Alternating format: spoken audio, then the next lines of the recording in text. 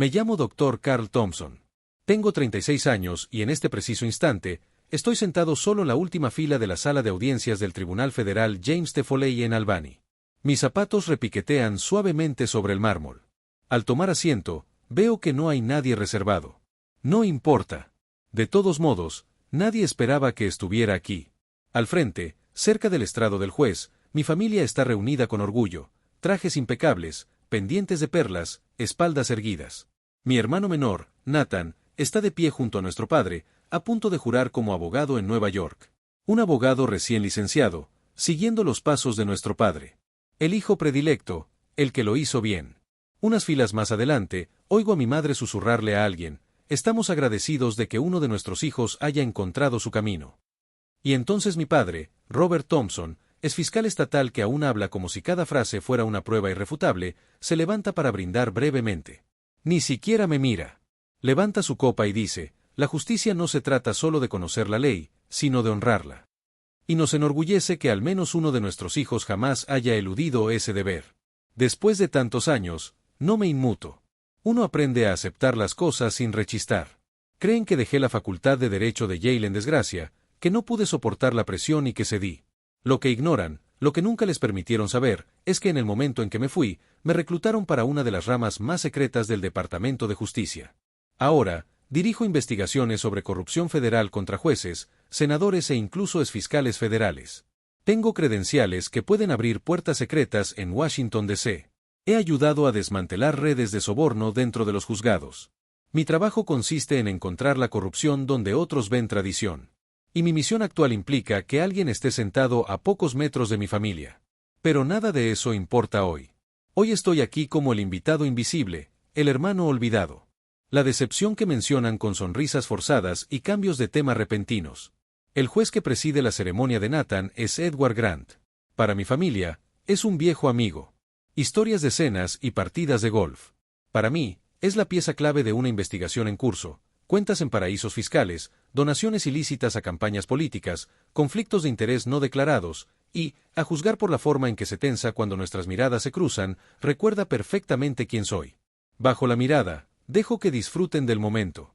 Que sigan creyendo que soy la callada que no pudo seguir el ritmo. Por ahora, solía recorrer los pasillos de la Facultad de Derecho de Yale con una concentración tal que hacía que los profesores interrumpieran la clase. Contratos de primer año, derecho constitucional, procedimiento penal. Los devoraba. Era la primera en levantar la mano, la última en irme de los grupos de estudio y de quien mis compañeros susurraban cuando llegaban las notas.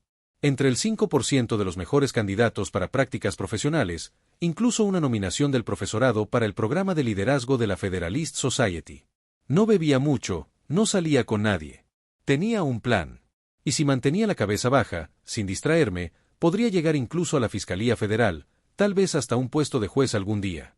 Entonces apareció el profesor Langston, un hombre que todavía me revuelve el estómago. Era respetado, publicado e intocable. También tenía la discreta reputación de hacer que ciertos estudiantes avanzaran más rápido mediante acuerdos de mentoría poco claros. La mayoría lo ignoraba. Pero cuando encontré un memorándum impreso, perdido en el archivo equivocado, algo sobre una contribución económica vinculada a una recomendación para una pasantía federal, no aparté la mirada. Tampoco la aparté cuando encontré un segundo. Lo llevé al comité de ética interno, convencido de que era lo correcto, de que la justicia implicaba alzar la voz. En cuestión de días, me revocaron el acceso al correo electrónico. Un profesor que una vez había elogiado mi escrito de apelación de repente se negó a saludarme en el pasillo. Empezaron los murmullos. También las miradas de lástima. Entonces llegó la llamada. Número desconocido. Una voz femenina al otro lado. Tranquila, directa. Dijo que trabajaba para el Departamento de Justicia y que formaba parte de un grupo de trabajo que vigilaba ciertas instituciones de élite. La mía era una de ellas. Dijo que alguien como yo, observadora, disciplinada e implacable, podría ser útil si estaba dispuesta a desaparecer de un mundo y entrar en otro. La decisión no tardó en llegar. Me retiré oficialmente una semana después. Sin explicaciones, sin apelaciones. Mi madre lloró por teléfono.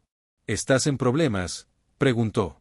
Como si esa fuera la única explicación posible para dejar una vida tan prometedora. Mi padre no me habló durante semanas, y cuando lo hizo, fue solo para decirme: tomaste tu decisión. Para Navidad, la historia ya estaba cerrada. Carl se quebró, no pudo soportarlo, se marchó.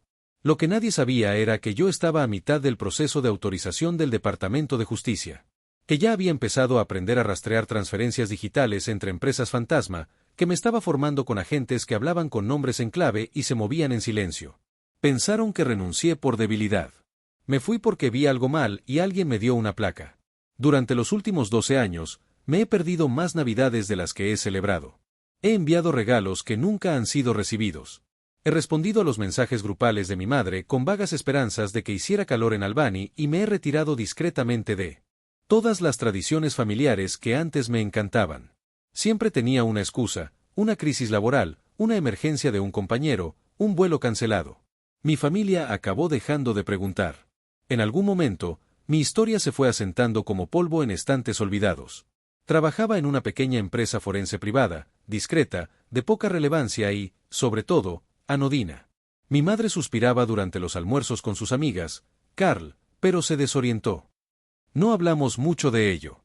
Cuando mis antiguos compañeros le preguntaban qué hacía ahora, mi padre simplemente respondía, investigación administrativa en el sector privado, y desviaba la conversación hacia la creciente lista de logros de Nathan. Mientras tanto, me había aprendido de memoria 3 alias distintos, trabajaba con 2 identidades falsas y pasaba más tiempo en el sótano de un juzgado federal que en mi propio apartamento. Había entrevistado a jueces cuyos nombres figuraban en las placas de los juzgados. Había rastreado transferencias bancarias a través de 8 países y desenmascarado redes de sobornos que casi desviaron fondos electorales. Hubo días en que entraba en habitaciones con una peluca, armada solo con un bloc de notas y con una autorización de seguridad que hacía que los guardias se apartaran. Una nochebuena, por fin llegué a casa para cenar. Llevaba un suéter azul marino y sonreí como si no hubiera pasado las últimas 72 horas interrogando a un informante cuya confesión sacudiría a una comisión del Congreso. Nathan, después de 3 copas y regodeándose en los elogios de nuestro tío, se inclinó y sonrió con sorna. Al menos aprobé el examen de ética. Todos rieron, incluso nuestro padre. Yo también reí en voz baja mientras untaba mantequilla en un panecillo. No dije ni una palabra. 2 días antes de esa cena, estuve sentada tras un cristal espejado, prestando declaración jurada ante un panel federal de supervisión judicial a puerta cerrada por mala conducta judicial. La audiencia duró 6 horas. Mi nombre jamás constará en el acta. Creen que guardo silencio porque me rendí. Pero la verdad es que guardo silencio porque el trabajo que realizo no puede ser nombrado. Y porque a veces proteger el sistema significa dejar que quienes están dentro del piensen que uno no es nadie. El juez Edward Grant solía repartir bastones de caramelo a los niños del vecindario en las fiestas navideñas de nuestra familia. Recuerdo su sonora carcajada resonando en el recibidor, su mano siempre apoyada cómodamente en el hombro de mi padre, como si fueran compañeros de equipo en un juego que solo ellos entendían. En aquel entonces, pensé que parecía un personaje de postal. Cabello blanco, voz imponente, un rostro que irradiaba confianza. Ahora es la figura central de la operación Blue Ridge. Hace 3 meses, nuestro equipo comenzó a desentrañar los hilos de una auditoría, silenciada discretamente, relacionada con una empresa de cabildeo en Virginia. La pista nos llevó a Grant, el nombre de su esposa, a las transferencias trimestrales de una empresa fantasma en Bahamas provenientes de paquetes anónimos y a una propiedad inmobiliaria registrada a nombre de una consultora inexistente. Lo mapeamos. Lo confirmamos. Y hace 2 semanas, firmé el resumen para la escalada del caso. Lo que no esperaba era que su nombre apareciera en el programa de la ceremonia de juramento de mi hermano. Ya había confirmado mi asistencia. Planeaba trabajar sin parar todo el fin de semana hasta que viera el programa en la base de datos interna. Ahí estaba él, el juez Edward Grant, oficiando en primera fila. Se lo mostré a la directora Ayes durante nuestra reunión informativa de lunes. Levantó la vista del expediente, con voz monótona. Te va a reconocer. Si es listo, no dirá ni una palabra, pero podría. No me dijo que no fuera. Nunca lo hace. Nos deja sopesar el riesgo operativo por nuestra cuenta, pero añadió justo antes de cerrar la carpeta, has trabajado 12 años en la sombra. Asegúrate de estar preparado si se encienden las luces. Así que reservé el vuelo a Albany, alquilé un coche con uno de mis alias de viaje y empaqué ropa discreta. Nada que llamara la atención. Nada que pareciera propio de la Policía Federal. Memoricé el lenguaje corporal conocido de Grant bajo presión. Repasé sus apariciones públicas de los últimos 12 meses. Calculé las posibles consecuencias de la exposición pública. Recepción posterior al evento en el vestíbulo del juzgado. No me preparaba para una humillación pública, sino para una privada. Los ojos de mi padre entrecerrándose. La mano de mi madre apretando con fuerza su copa de vino. Nathan mirándome como si no me conociera. Edward Grant no sabe que estaré allí. Y mi familia no tiene ni idea de que el hombre al que están a punto de brindar podría llevar esposas en 6 meses por mi culpa. La sala del juzgado estaba repleta de filas de trajes azul marino, perlas y zapatos lustrados. Cada familia intentando dar la impresión de pertenecer al futuro que su hijo estaba a punto de vivir. Yo elegí un sencillo traje negro, el pelo peinado hacia atrás, sin accesorios, salvo un reloj para disimular el cansancio bajo mis ojos. Nada sobre mí, dijo Federal, y ese era el punto. Mantuve la mirada baja, las manos entrelazadas, no por vergüenza, sino por disciplina. Nathan estaba sentado en la primera fila, justo al lado de nuestro padre, quien parecía apenas poder contener su orgullo. Se ajustaba la corbata constantemente y le susurraba algo al oído a Nathan, probablemente chistes sobre juzgados o consejos para desenvolverse con soltura. Mi madre lucía su mejor vestido azul marino, las perlas brillaban bajo las luces, con una postura impecable. Desde donde estaba sentada, podía ver cómo inclinaba ligeramente la nuca cada vez que alguien elogiaba a Nathan. Luego se oyó el crujido de papeles y el juez Edward Grant subió al estrado. Parecía casi igual que el hombre que recordaba de niña, solo que ahora sabía lo que se escondía tras su sonrisa. Comenzó su discurso felicitando a los nuevos abogados, haciendo hincapié en la importancia sagrada de la ética jurídica. Se notaba que hablaba en piloto automático, era el tipo de discurso que un hombre como él podría pronunciar dormido. Pero entonces, 2 minutos. Después, su mirada se desvió de los padres, de los graduados que estaban al fondo, hacia mí. Su boca se detuvo a mitad de la frase. Un destello de confusión cruzó sus ojos, seguido de comprensión. Dudó lo suficiente para que yo notara el cambio. Incliné ligeramente la barbilla. Un leve asentimiento.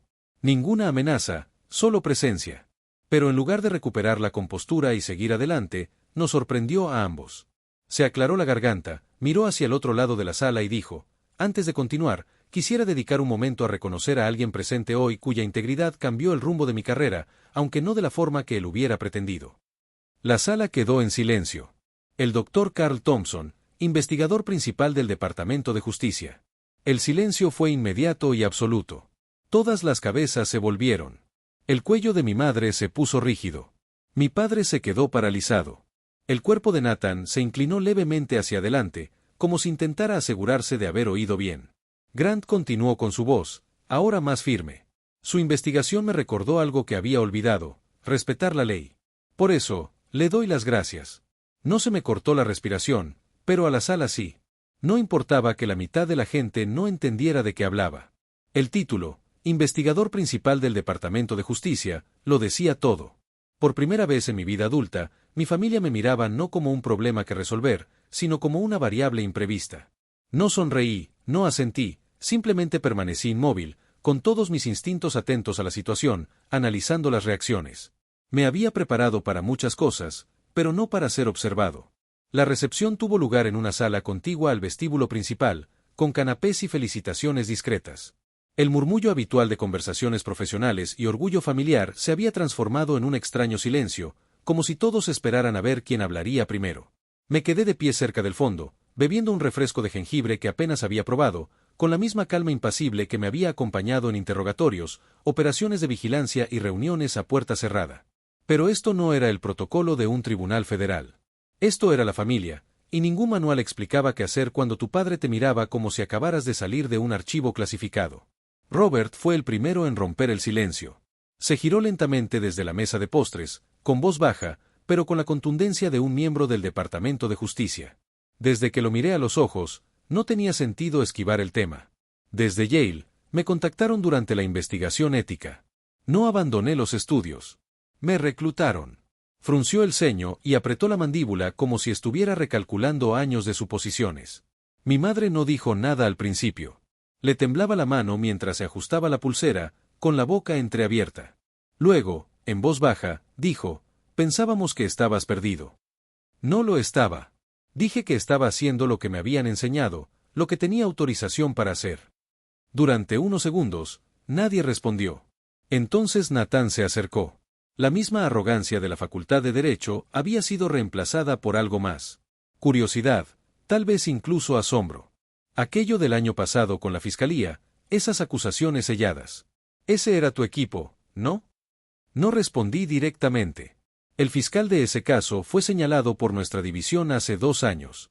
Digamos que no estaba solo en esto. Sus ojos se abrieron de par en par. Se recostó como si la habitación se hubiera movido bajo sus pies. Mi padre exhaló lentamente, como solía hacerlo antes de presentar sus alegatos finales. Así que durante todos estos años pensamos que te habías rendido y que estabas investigando casos de corrupción federal. Ese es el trabajo y la tapadera. Pidió que se siguiera el protocolo estándar, con mínima exposición, más seguro para todos. La voz de mi madre se quebró ligeramente. ¿Sabes cuántas noches me quedé despierto pensando que no sabías quién eras? Sabía perfectamente quién era, dije con suavidad. Simplemente no te lo permitían. Nadie aplaudió. Nadie lloró. Pero por primera vez en años, nadie pasó por alto mi presencia, y eso fue más que suficiente. Más tarde esa noche, después de que la recepción disminuyera y las felicitaciones cortés dieran paso a largos y atónitos silencios, me encontré de nuevo en casa de mis padres. Las habitaciones parecían más pequeñas de lo que recordaba. Los muebles me resultaban familiares, pero las paredes, descoloridas, seguían igual, aunque ahora parecían más frágiles tras el cambio en el ambiente entre nosotras. Mi madre subió al piso de arriba unos minutos sin decir palabra. Cuando regresó, sus tacones resonaron silenciosamente sobre la alfombra. Traía una caja de cartón, amarillenta por el paso del tiempo y sellada con cinta adhesiva. La dejó sobre la mesa de centro frente a mí y se arrodilló a su lado, alisando la tapa con la mano antes de abrirla. Guardé esto, dijo en voz baja. No sé por qué. Simplemente no podía deshacerme de ellas. Dentro estaba mi vieja credencial de la Facultad de Derecho de Yale, con los bordes ligeramente doblados, y una carpeta desgastada etiquetada como reconocimientos a Carl, aún sellada. La abrí y encontré algunas cartas antiguas de profesores que me elogiaban, notas sobre posibles pasantías judiciales que nunca llegué a concretar, y debajo de todo, un delgado sobre de Manila. Mi madre no le puso remitente, no estábamos seguros de qué significaba. Lo tomé y con cuidado saqué el contenido. Un certificado del Departamento de Justicia de una sola página, no específico, intencionalmente vago, solo una línea al final en reconocimiento a su servicio en asuntos de integridad nacional y seguridad judicial. No era la prueba que ellos podrían haber querido. Sin cargo, sin fechas, pero era real. Y ahora era suyo. Mi padre permaneció en silencio, de pie junto a la chimenea, con las manos entrelazadas a la espalda. Cuando levanté la vista, miraba el sobre como si fuera un documento desclasificado que había esperado años para leer. Protegiste a gente como yo, dijo finalmente. Su voz no temblaba, pero algo en su interior se había suavizado. Y te fallé. No dije nada. No hacía falta. Dio un paso más cerca que otro y me tendió la mano, no como un padre, sino como un hombre que comprendía lo que significaba servir a algo más grande que uno mismo. Gracias, Dr. Thompson. Le estreché la mano y, por primera vez en mucho tiempo, sentí que la mía era vista por lo que realmente era. El patio aún olía a hierba recién cortada, a humo de carbón y al inconfundible olor a líquido para encender fuego que mi padre seguía empeñado en usar, por mucho que Nathan se ofreciera a comprar una parrilla nueva. Era el 4 de julio y los Thompson, como siempre, eran los anfitriones. Sillas plegables bordeaban la cerca y servilletas con la bandera ondeaban sobre platos de papel.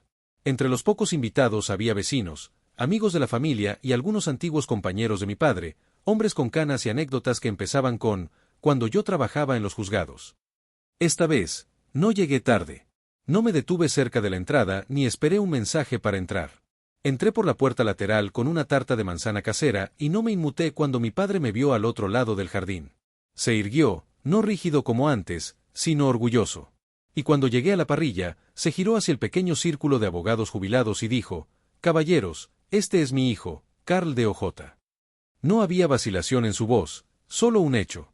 Una simple presentación, pero esperada de una manera que solo hombres como ellos entendían. No hubo preguntas de seguimiento, solo un par de asentimientos respetuosos, y eso bastó. Un rato después, Nathan me encontró cerca de la nevera portátil con 2 platos apilados. Me dio uno con una sonrisa. Así que tú eres la razón por la que el fiscal entró en pánico al cierre. Enarqué una ceja y tomé el plato. No puedo confirmarlo ni negarlo. Se rió. No dijimos nada más. No hacía falta. El cielo empezaba a teñirse de rosa y alguien encendió la primera bengala. Ya no estaba al margen. Por fin formaba parte del círculo, en mis propios términos.